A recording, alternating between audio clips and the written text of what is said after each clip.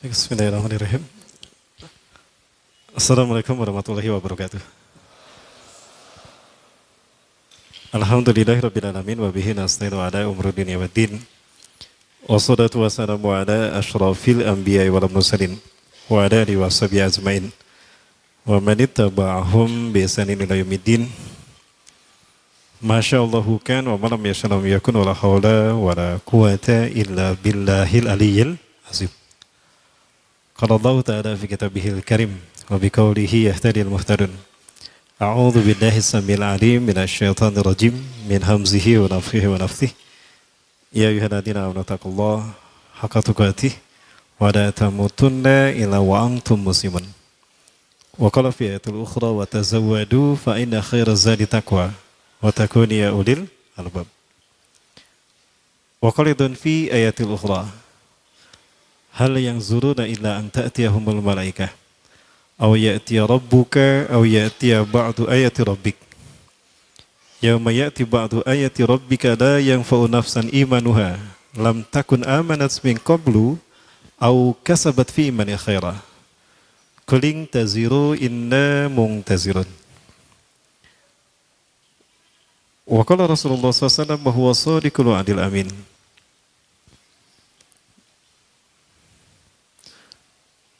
Saddidu wa badiru wa qaribu fa innahu la yudkhilul jannata ahadukum a'malu. Qila wa la anta ya Rasulullah wa la ana walakin Allah yatagammadani bi rahmatih. Wa qala fi hadisil ukhra ay kama qala fi qawlihi sallallahu alaihi wasallam ma min nabiyyin illa anzara qaumahu an syarif fitnatil masih dajjal kama anzara Nuh qaumah wal yawm sa'aqulu lakum ma lam yakulhu nabiyyun qabli innahu a'war wallahu laysa bi'awar. Wa qala fi hadisil ukhra man qara'a asyra ayatin min suratil kahfi usima 'anid dajjal. Al hadis wa kama sadaqallahul azim wa sadaqa rasulul karim wa nahnu ala dzalika munasyahidin. Puji-puji dan syukur kita aturkan kehadirat Allah Subhanahu wa taala. Sore hari ini di hari ke-22 ya. 22 Syawal 1439 Hijriah bertepatan dengan tanggal berapa? 6. Tanggal 6 Juli 2018. Allah menakdirkan kita bertemu di Masjid Istiqomah. Ya, masjid yang kita harapkan bisa menjaga dan mendicat kembali iman Islam kita. Jadi siapapun yang pengen istiqomah dalam iman Islamnya, sering-seringlah hadir ke masjid ini. Kemudian salawat dan salam semua dilimpahkan pada uswah dan qudwah kita Rasulullah Muhammad sallallahu alaihi wasallam yang kehadirannya menjadi penyempurna risalah Islam. Tidak ada nabi yang membawa kemuliaan semulia beliau. Tidak ada masa yang terbaik bagi umat manusia melainkan masa di mana beliau hidup. Islam yang beliau wariskan kepada kita sudah menjadi cukup furqan bagi kita untuk membedakan mana hak dan batil.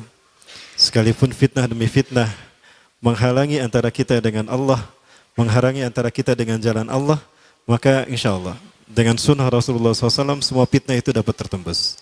Karena salah satu fitnah fungsi Rasulullah SAW diutus ketika kita adalah menimbulkan furqan dan juga memberikan bayan, penjelasan.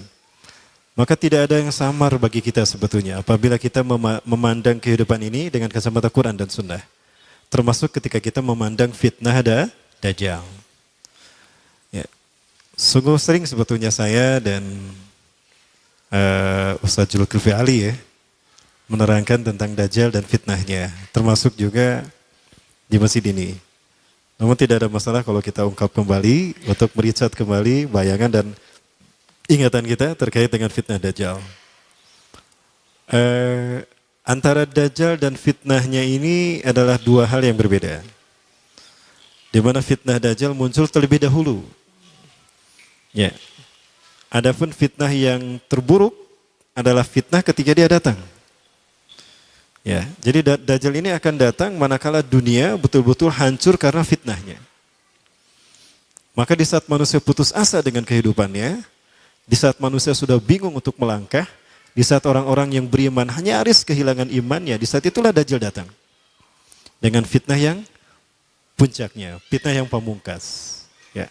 Dan ketika Dajjal muncul, sihirnya ini mampu menepis siapapun yang lemah imannya.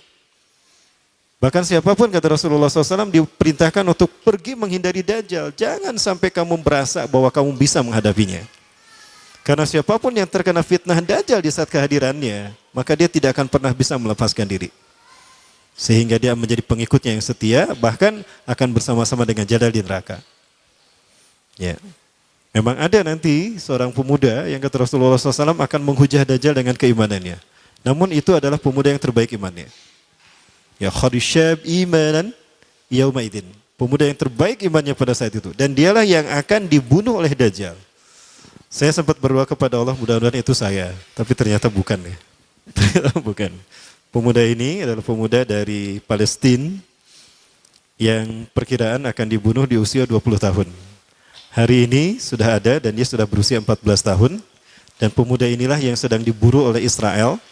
Dan inilah jawaban kenapa Israel banyak membunuh anak-anak di Palestina. Anak laki-laki usia segitu di Palestina. Karena Dajjal yakin, Israel itu udah yakin, pemuda itu sudah ada. Ya, itulah alasannya. Dan pemuda ini ada kemungkinan dibunuh di Madinah karena dia sedang studi di Madinah. Studi ilmu hadis. Baik, kita kenalan dulu dengan Dajjal. Ya, sekali lagi, karena saya terlalu sering membahas tentang Dajjal sampai ada jemaah yang menyebut saya Ustadz Dajjal ya. Itu landian saya kira sebutan yang salah nanti. Baik, Iwabillah rahmatullah.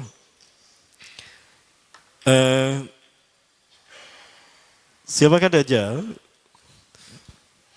Ada banyak referensi yang bisa kita kaji terkait dengan Dajjal ini.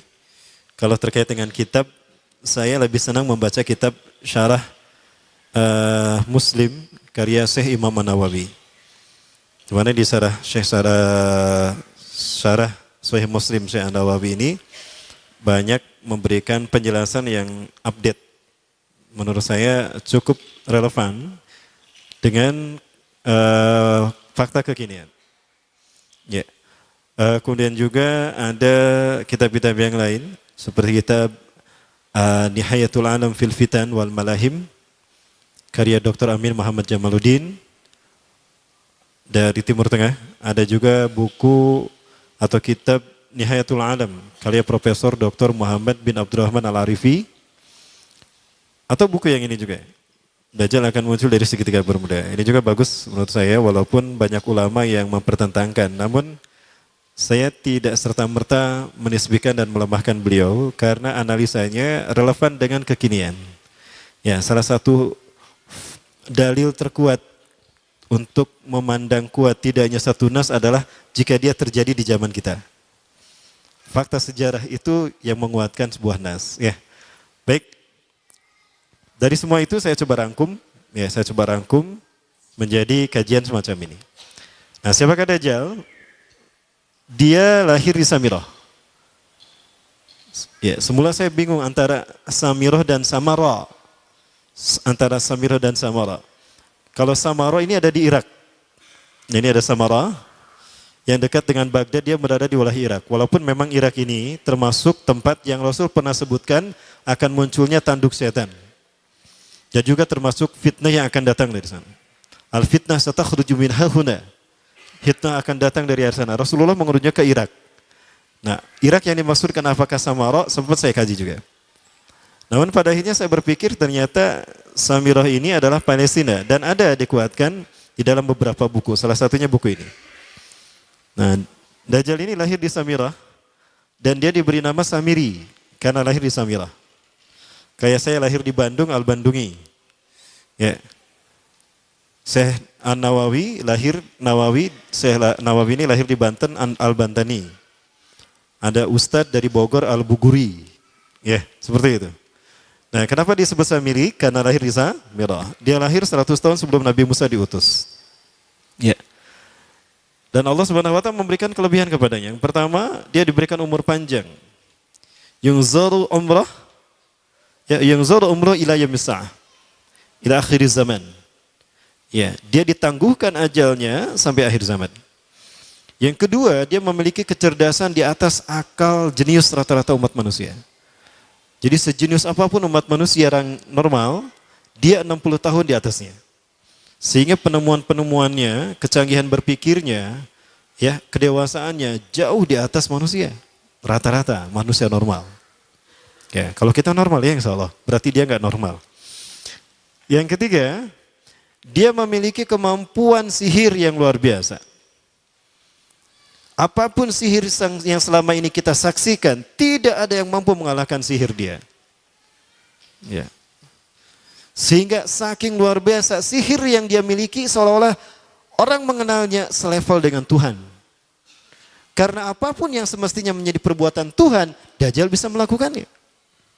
Nah, ini saking hebatnya sihir Dajjal. Ya, jangankan Samiri atau Dajjal, Sai Baba saja. Pernah dengar Sai Baba ya? Seorang manusia supranatural, manusia yang lahir dari desa Nilayam Putraparti India Selatan.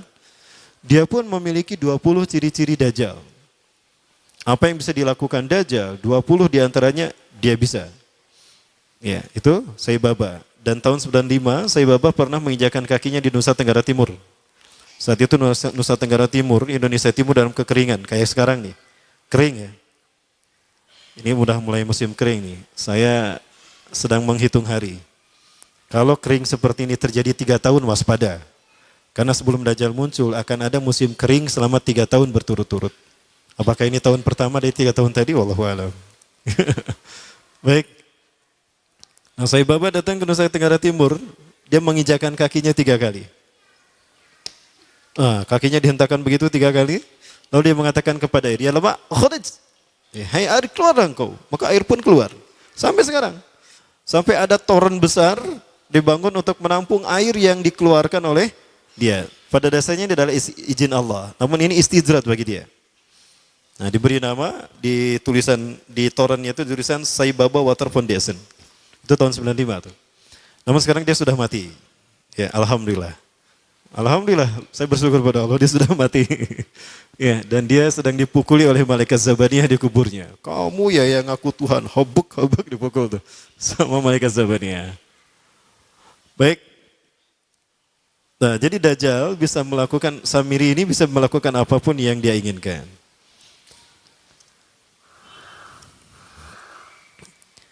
Nah, nasab kelahirannya adalah nasab yang aneh para Allah. Ya, dia lahir dari termasuk Bani Israel. Ya, Bani Israel ini keturunan Nabi Yakub. Yakub itu gelarnya Israel. Keturunannya disebut Bani Israel.